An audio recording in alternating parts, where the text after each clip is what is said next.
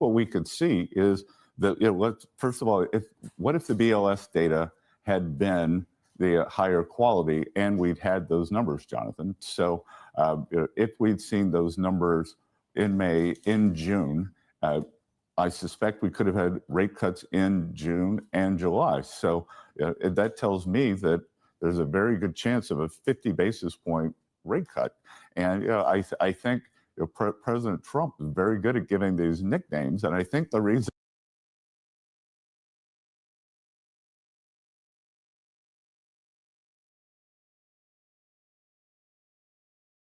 There we go. Sorry, I was a little muted there. We did not see a 50 basis point cut in September, obviously. And the question is, will we see more aggressive rate cuts moving forward? Well, guys, the financial data today did not help our case for more rate cuts. If we look at the financial statistics coming in on jobless claims and on gross domestic product that they revised for Q2, well, here's what we're seeing. Jobless claims came in, were adjusted for 218,000, down 14,000 from the weeks prior revised. So it's revised downward. So the job market is a little bit stronger than we had anticipated. And then you have GDP. So if you all remember, in Q1, GDP was negative because everyone had pulled in all their products to get ahead of the tariffs. GDP in Q2 surged upward. Well, it turns out GDP was actually half a point stronger than what they originally thought. And it's kind of funny. You're like, the market's dumping, but this is good news, right? Well, not when it comes to the likelihood of rate cuts. And one thing I wanted to point out here, though, because you guys know we dig through the actual numbers here, not just the headline figures, but it says personal consumption expenditures, which drives about 2/3 of the $30 trillion U.S. economy, increased 2.5%, well above the 1.6% figure in the second estimate and better than the 0.6% rate in the first quarter. So, guys, when you dig through the numbers, the jobless claims, sure, we know a lot of people aren't looking for work, though, right now. We know a lot of people are working multiple part-time jobs. You know, we've covered this stuff ad nauseum. You can't just look at the headline figures. And when you look at personal consumption, sure. But when you look at the fact that the top 10% is responsible for 50% of consumer spending, you know, half the country's in a recession. You know, and Jerome Powell said as much at the FOMC meeting. So, guys, obviously, the market is not as strong as some might think. Now, will we see the rate cuts that, you know, Scott Bessent's calling for? Probably not. When you look at, you know, the rate odds, again, we're still expecting one cut in October, one in December. Although on this news, I mean, you see here, 5% drop in the chance of a rate cut based on these financial figures that came out today. You can see these things change in real time. But as of right now, I mean, this dropped 6% as well. The expectation is that we have one cut coming in October and one in December. But why is the market dumping, guys? Why is the market dumping? Well, for one, we touched on this yesterday, but the likelihood of a government shutdown is looming.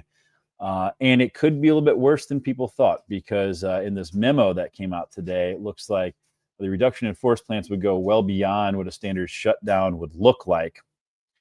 Says that the White House budget is instructing federal agencies to prepare for a reduction in force plans for mass firings during a possible government shutdown, specifically targeting employees who work for programs that are not legally required to continue. And it does not look like a deal is going to be met as of right now. At least that's what we're seeing. The reports coming out, some of the language from Trump today does not indicate that we will likely see something figured out here. You never know, right? Things happen in the last hour, but it is important to note here, programs that will continue regardless of the shutdown include, because you know they're going to fund the shit out of this, Social Security, Medicare, veterans benefits, military operations, law enforcement. We'll talk more about military operations in a minute. Law enforcement, immigration and customs enforcement, customs and border protection, and air traffic control. Okay. So still, though, this could be a lot worse. And I think this is certainly bleeding into markets and what we're seeing there. If you look at the chances of a government shutdown, up slightly from yesterday. I think we were at 63% yesterday. So now we are sitting at about 66% chances moving in real time. but about a 2/3 chance that we do see a government shutdown on October 1st. Guys, that's not far off. That's, 5 or 6 days away. So this is something that if we do see this happen, we see a bunch of layoffs announced, because I think that's kind of flying under the radar right now. I would bet that we're going to see markets certainly react. I think we're starting to see that happen already. But we talked about this yesterday, the Russia situation with Ukraine, and this kind of started all the fireworks, if you will, with Trump sending this out, talking about how Russia is a paper tiger and kind of poking the bear a bit. Now, we had some reports earlier today that the U.S. was deploying jets because Russian military aircraft had been detected in Alaska's airspace, and this literally just broke. It says here that NATO, this is according to the Russian foreign minister, is saying this. Lavrov saying that NATO and the EU have declared war on Russia through Ukraine. It says his remarks come amid tensions between Russia and NATO following recent violations of the alliance's airspace by Russian drones and fighter jets. And I think this and the government shutdown are really a big part of what we're seeing. There's probably some Binance manipulation taking place too. Let's be real. But obviously, these are very important things that bleed into markets. 2 threats we covered yesterday that seem to be coming to fruition. What I thought was interesting, though, is that because this news just broke, maybe these are not bad bets, because right now they're saying there's only a 15% chance that NATO and Russia have a clash this year. Seems like that should be moving upward. Okay. Obviously, well, this is just today, right? So at about, 1 a.m.? 6:45 p.m. 2 days ago, this went up to a 50% chance, back down again. So there's some other ones down here. Will the U.S. and Russian military clash? Very low likelihood here, but as tensions rise, we need to keep an eye on this to see if markets are going to start baking in more conflict, because obviously that could have an impact on everything else. One other thing that has not really been substantiated, but there's a claim coming out here. They say they name Reuters as a source. I couldn't find anything from Reuters on this, but there are some rumors flying around right now. This just happened within the last hour, that China's local governments have sold 15,000 Bitcoin worth $1.25 billion. Again, I've not been able to verify anything on this, so take it with a grain of salt. But sometimes, news does break on X and then gets picked up later. So that is certainly another thing that could be adding fuel to the fire. China always gets thrown into this stuff. They've, outlawed crypto like 5 million times at this point. So remains to be seen there. So what is going to happen here? I've been bringing up Anson. Anson is not always right, guys. But he has been pretty accurate in a lot of cases. He's been a very good trader over the last 5-6 years. He came out with this tweet today. Hopefully he's wrong, but he gives his probabilities here on what he could see, how he could see things play out. The green line, he says 15% possibility. That would be us having a pullback here, and then to the upside in Q4. That's kind of my thesis right now. He says blue line 60%. So he sees us dumping with maybe some bounces along the way up until Q2 2026, and then we see things really start to rebound and the next major bull run take over. But then he also says that there's a 20% possibility on the red side if we see some sort of major recession, where again that takes us into really 2020 into 2026 before things fully recover and we start moving back up. So my thesis of it has been the green line is it seems like not his most likely scenario here. One of the reasons why is looking at the institutional money flow, on top of rate cuts, of course, but some of the institutional money flows that are going to be opening up. And one of those is the spot ETFs. And the SEC just changed the ETF rules, and they went with these generic listing standards. This is a really big deal. I think it's been kind of flying under the radar. I've obviously covered it, but this is going to open up the door for these spot ETFs to finally get approved. Obviously, we have Bitcoin and Ethereum, but Solana and AVAX and XRP and some of these other spot ETFs that have been on the back burner that keep getting delayed. I think now we could maybe see them get passed, and I think this is actually a pretty clear signal that that could be coming, because they just approved this Hashdex NASDAQ crypto index, and they are now cleared to hold XRP, Solana, Cardano, Chainlink, Stellar in there. So now that this has been approved, I do expect that mid-October, these spot Solana ETFs we've been waiting on are likely to get passed. And this is a really, really big deal. You look at what's going on with the Solana Osprey one, that's had a lot of inflows. Obviously, Solana price has been beaten down with everything else today and yesterday. But the thing we've seen throughout this market cycle is anywhere there's institutional money flow coming in, we've seen those assets really go crazy. And I think Solana is one. If we do see these spot ETFs get approved and we see Solana start to move, that is really, really good for DePIN, because that's where a lot of the building is taking place. And I think Solana has made it very clear that they want to be the chain where the building is taking place. And I think they're going to really push on that. I'm going to talk about that more in a moment as we get into the crypto side and specifically the DePIN side of things. And as you see on my thumbnail, guys, Rover had an AMA today. I'm going to play a few clips from that. I've talked about Rover a lot. I'm going to talk about why I'm very bullish. I added more to my position. I'm actually going to add pretty heavily, okay, over the next day or two, and trim some positions that haven't been performing, and really rotate into Rover. I'm going to explain why in the second half of the show today. But before we get to that, that's the next thing we're going to talk about here. Talk about a couple comments here. 619 says, "Send me a light cone." So that is the flagship hardware for Rover, the LC. Man, I'll see what I can do. You know what? Swagner. I don't know if that's what your name is there, but that is a project that is on my radar right now that I'm looking at, because the robotics sector, man, is where I'm really focusing on. Okay, because you can hit the DePIN narrative and the DePIN side of things. I hate calling it a narrative, actually, because I think that we're at the point now where these projects are generating revenue. But I think robotics is going to be where a lot of the capital flow goes to. And I'm really interested in any robotics companies that are building real things. And that is one that I'm looking at, because they were on that space yesterday.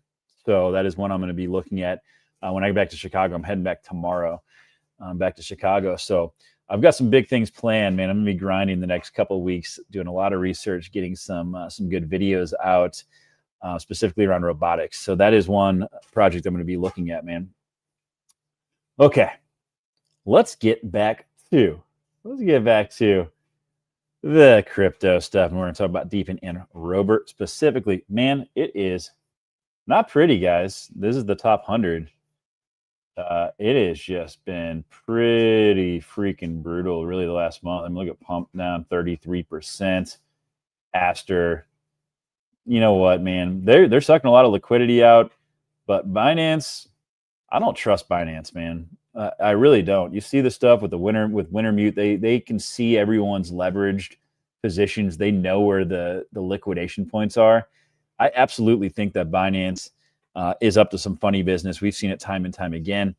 There's evidence on chain of it. They are flushing out positions, and they have way too much control of the markets. And fortunately, it's kind of the wild, wild west still. There's no way to hold them accountable. But man, the Aster is their version of Hyperliquid, by the way, for those that are watching. Not to say it can't go higher, man. CZ has a lot of power.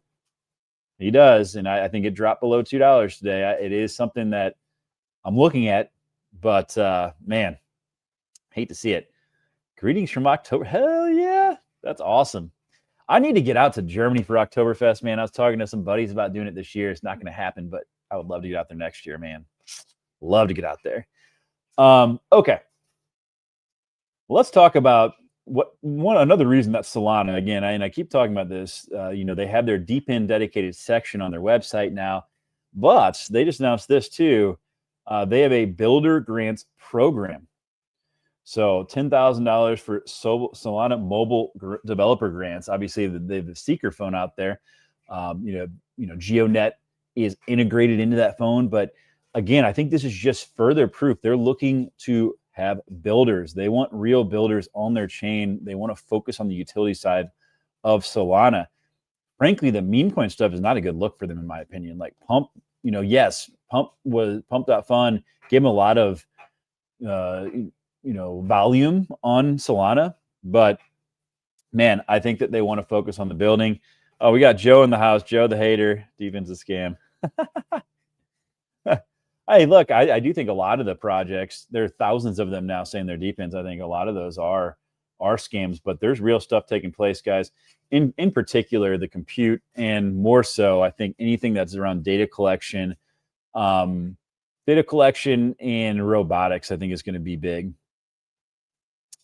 All right, let's talk about this. So with Rover, okay, and I've been talking about robotics a lot. The biggest robotics opportunity in the near term is going to be autonomous vehicles, guys. Jensen Huang with NVIDIA earlier this year, I believe it was in like January, was talking about how autonomous vehicles are becoming a multi-trillion-dollar industry, and that's absolutely true. Kathy Wood's talking about that with Tesla. Obviously, it's a huge focal point for Elon. I wouldn't bet against those guys. I wouldn't bet against Jensen Huang. Okay, it is a massive opportunity. But one of the things that came up that I thought was really interesting in the robotics space yesterday is they were talking about how they're working with these autonomous vehicle companies. And one of the things they're finding is that, while they're trying to collect their own data, they're not getting anywhere near the amount of data they're going to need in order to train these autonomous vehicles and run autonomous vehicles. So the data aspect is incredibly, incredibly important. And that is where Rover is hitting. Rover is using LiDAR technology, and they have a very unique data set because you have other players. Okay, you have your Hive mappers, you have, Nadix is in there collecting visual data, which is valuable in itself too. Okay, but Rover is doing something quite different with LiDAR. So LiDAR is, this is the unit, the flagship model, the LC, okay, light cone that goes on top of the roof. It's a laser-based technology where it basically sends out a laser, has a return system, and it can create a 3D rendering around you. And this is really, really important for not just autonomous vehicles, but for robotics of all sorts, okay? Because you need to be able to create a digital rendering of your surrounding environment and create a digital twin in order for these to work. Rover versus Nadix. Rover all day, man.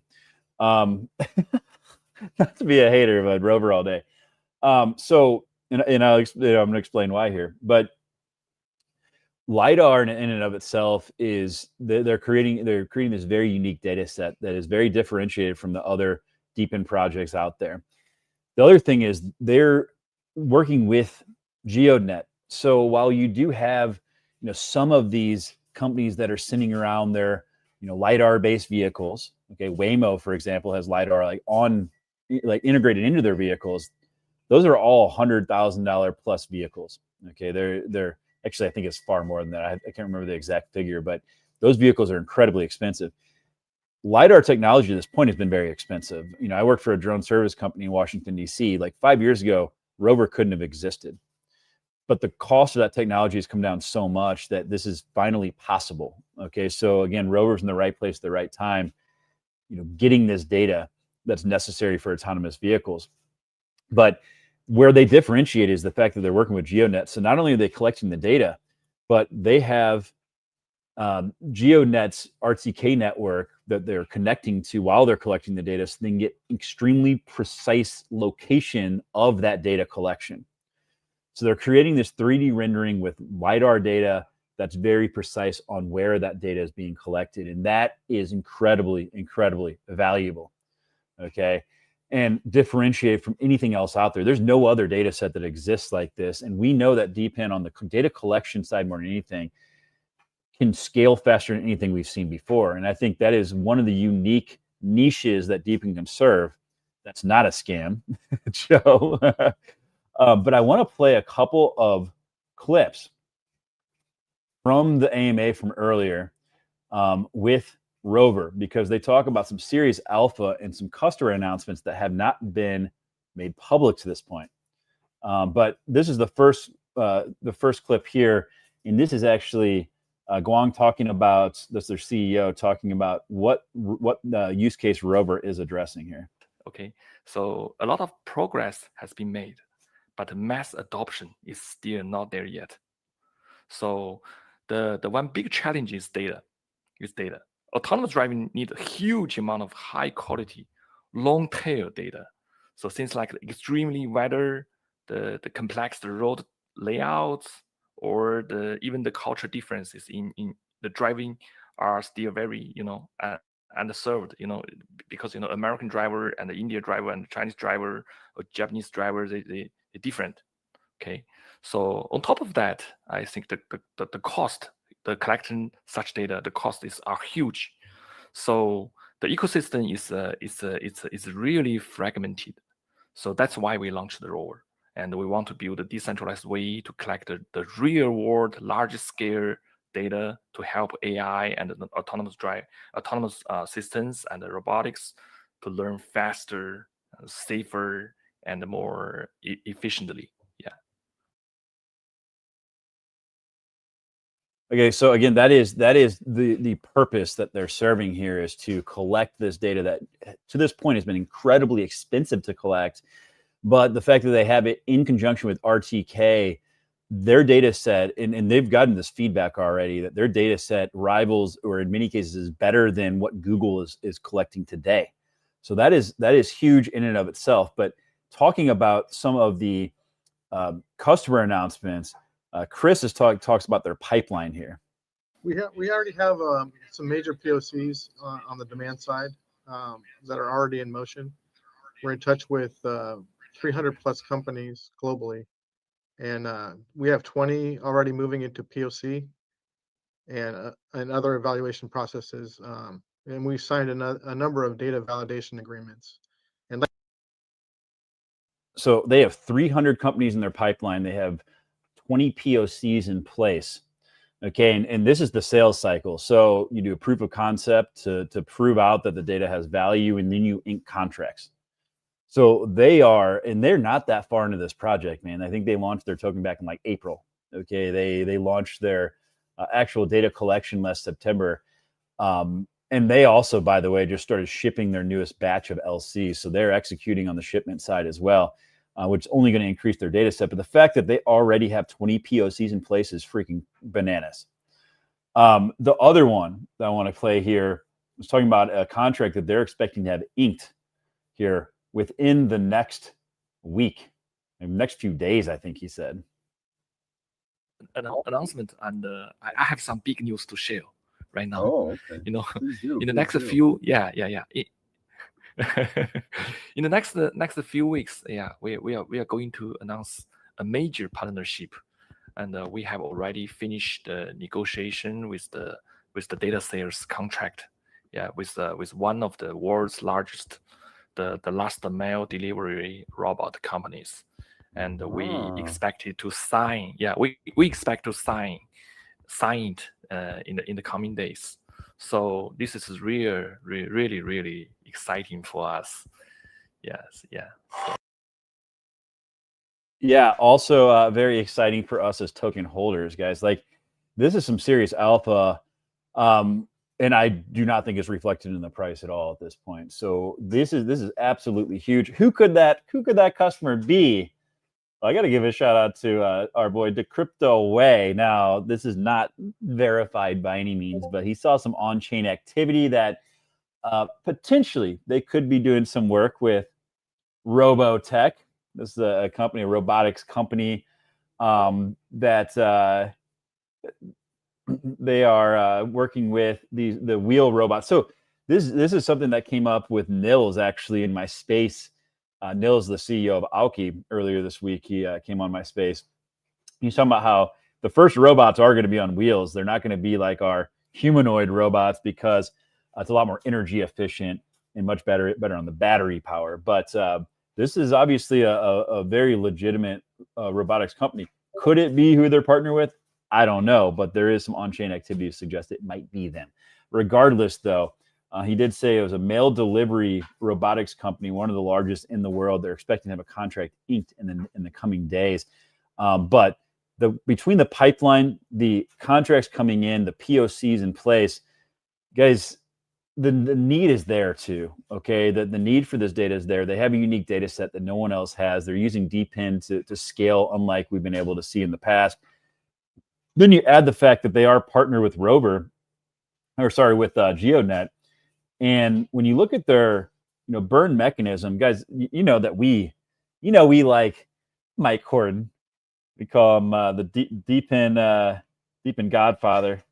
Guys, he is very invested in Rover, and to the extent that it's actually built into their tokenomics. So all of the devices for Rover connect to the GeoNet network. All revenue that comes into the project, 20% of that goes to buying and burning GeoNet tokens. Okay, these are the Rover tokenomics. So if you don't think that Mike Horton's going to do whatever it takes to make sure that Rover is also successful, I mean, come on, man. So all of those things considered, I think all the fundamentals there, all the things I'm looking for, like they have a product market fit.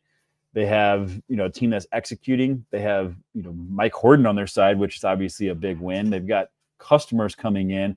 What about the token itself, though? Because that's obviously a big thing you have to consider. Is there a huge market cap? What's the circulating supply look like? What do token unlocks look like? For one, they have tokenomics that are very similar to what GeoNet has, where they have a large percentage going to token burns. I think that's a good thing personally. I know other people might not agree with it, but I think that's a positive. But when you look at the market cap right now, 1.7 million. Okay, said this before. This gives me it gives me vibes similar to what we saw with HiveMapper in the early days when Honey went absolutely ballistic, because their token unlocks to employees and to investors had not started unlocking yet. And that's where we are right now with Rover. And you obviously see that their fully diluted valuation is much higher. Their circulating supply is only 134 million out of the 10 billion token supply. And that's because we haven't seen the unlocks for the employees and for the investors yet. Now, that will be something to think about, further down the road. But because the circulating supply is so low, this is something that could absolutely, if we see a big run up here, these customer announcements happen, in the next, 6 months or so. This is something that we could see this do a lot of multiples.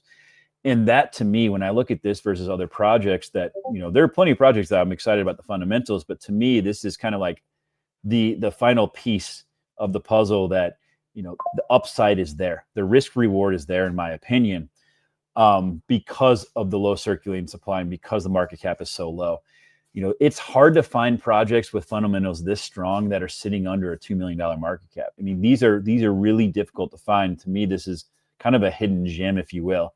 Not hidden to us in the community. We know about it. You guys know about it because I talk about Rover all the time. But it just seems to me like this is certainly the stars are aligning here, and that is why I've taken a bigger position today, and I plan to trim some other positions that maybe aren't performing as well as I had hoped, and move into this, because I think robotics is going to be something we need to really pay attention to, especially as we move into the next part of this market cycle, and that is where the money is headed. All right, that's my case for Rover, guys. Not financial advice. You gotta do what is best for you, right? Everyone's risk tolerance is different.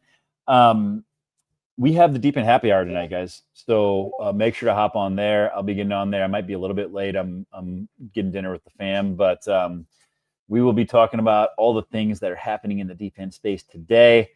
So make sure to hop on there. Follow this account if you haven't already. But we've got my stuff, obviously. Brian, Quez, Tyler's in there. William. I don't know if William will be on tonight, but always a great discussion on Thursday evenings. Okay. So that'll be 8 Eastern time, 7 Central time. So yeah, I will be a little bit late today because my dinner's at 6:30, but I will hop on after that. Whew. Well, guys, that's what I have for you today. I am going to, when I get back to Chicago, I'm going to be doing a robotics focused video talking about all the capital flows we're seeing, not just in Web3, guys, but this is the big trend that's going to be taking place. I think in the traditional Web2 world, we've seen AI has been a great opportunity to invest in. I think robotics is the next one. I really, really do. We're already starting to see the investment there. We're billions of dollars. All these announcements are happening left and right now. And I think we can position to get ahead of that. And there are some real utility projects that are tapping into that movement in the deep end space. So that is going to be the focus of that video. I'm also going to do one about the institutional money flows, really dissecting what we've seen so far in this market cycle as far as legislation and the regulatory side of things, and the spot ETFs and the digital asset treasuries, and how that's really been a vacuum for institutional money. What I expect we can see moving forward, and how that will then impact some of these other investments that we're looking at. And I think that's really important to kind of pull those pieces of the puzzle together. And I'm also going to talk about Solana and why I think that they are going to be highly focused on DePIN moving forward. And then obviously, man, robotics, guys. So appreciate all of y'all that came in. What about energy? Need power for robotics? We do. Actually, if you look at one of my recent videos, let me pull that up. That's something I covered, man. Is the energy needs for AI and for robotics, but definitely AI, man. There's certainly a power problem, and that's something that the U.S. frankly has not done a good enough job of, and China has been kicking our freaking butt on. Here you go. Check that out, guys. I covered some nuclear investments, uranium. I covered some solar investments. The solar, I bought First Solar after I made this video, and that shit has been running. Like, this is going to be something I believe, while the whole rest of the market's down. It's been doing really well. So I think this video does a really good job of talking about the energy side of things and the power that's necessary for this next movement of AI and robotics. So encourage you guys to check that out. Whew. With that said, man, appreciate all of you guys. I'll be driving tomorrow, so I probably won't be on for a live stream, unfortunately. But I'll be back in my normal studio next week, getting the grind in, man. And we'll be covering all the alpha, all the newest news, all the deep end projects that I'm investing in that I think are set to be super successful. You say, tried to use this, but it was very cumbersome because it took away my phone while I was driving. Are you talking about Rover? Or are you talking about Nadix? Because Nadix certainly you have to put the phone up in the windshield. But anyway, all right, guys, that's what I got for you. I will catch you all later. Peace.